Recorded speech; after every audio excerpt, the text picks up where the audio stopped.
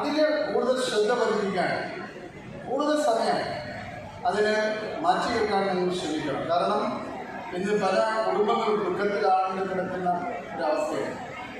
ഒരു മക്കളില്ല, ധാരാളം സംഭവങ്ങൾ നമ്മൾ കണ്ടു. എന്നേക്കാൾ കാര്യങ്ങൾ നിങ്ങൾക്കറിയാം. സ്വന്തം അമ്മമാരെ ക്രൂരമായി കൊല ചെയ്യുന്ന, അച്ഛന്മാരെ കൊല ചെയ്യുന്ന, സഹോദരന്മാരെ കൊല ചെയ്യുന്ന കായിക വകുപ്പ് ഞാൻ ഹാൻഡിൽ ചെയ്യുന്ന ഒരു വകുപ്പാണ്.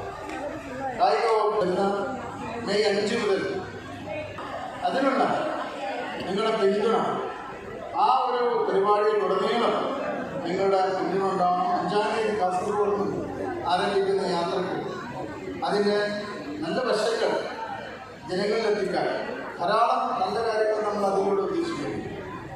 അപ്പോൾ കളിക്കളങ്ങളെ കണ്ടെത്തുക, ഇതിൽ കൂടുതൽ കളിക്കളങ്ങൾ ഉണ്ടാക്കുക, കളിക്കാനുള്ള സൗകര്യങ്ങൾ ചെയ്തു കൊടുക്കുക. അങ്ങനെ പൊതുസമൂഹത്തിലാണ് അവരുടെ എനർജി കൃത്യമായി തന്നെ ഉപയോഗിക്കാൻ കഴിയുന്ന രീതിയിലുള്ള പരിപാടികൾ നമ്മൾ ഇതിലൂടെ മുന്നോട്ട് വെച്ചിട്ടുണ്ട്. അതിന് നിങ്ങളുടെ പൂർണ്ണമായുള്ള സഹകരണങ്ങളും ഉണ്ടാകണമെന്നുള്ള ഒരു അഭ്യർത്ഥന ഞാൻ എൻ്റെ വകുപ്പിൻ്റെ പേരിൽ നിങ്ങളുടെ മുന്നിലൊക്കെയാണ്.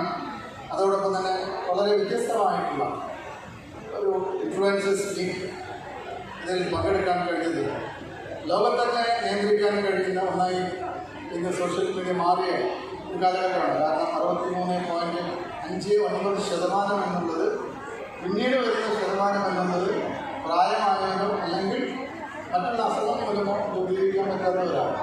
അപ്പോൾ ലോക ജനസംഖ്യയുടെ ഭൂരിപക്ഷം ആളുകൾ ഉപയോഗിക്കുന്ന ഒരു പ്ലാറ്റ്ഫോം എന്ന രീതിയിൽ സോഷ്യൽ മീഡിയ ലോകത്തിൽ ഏറ്റവും ആവശ്യമായിട്ടൊരു ഘടകമായി മാറിയ കാലഘട്ടത്തിൽ നല്ലതിനെ ഉൾക്കൊള്ളാനും നല്ലതിനെ പ്രചരിപ്പിക്കാനും നിങ്ങൾ കഴിയട്ടെ എന്ന് ആശിച്ചുകൊണ്ട് ഈ മീറ്റിൻ്റെ ഉദ്ഘാടനം നിർവഹിച്ച അറിയിച്ചു കൊടുക്കുന്നു. നിങ്ങൾക്ക് എല്ലാവർക്കും എൻ്റെ ആശംസകൾ. നന്ദി, നമസ്കാരം.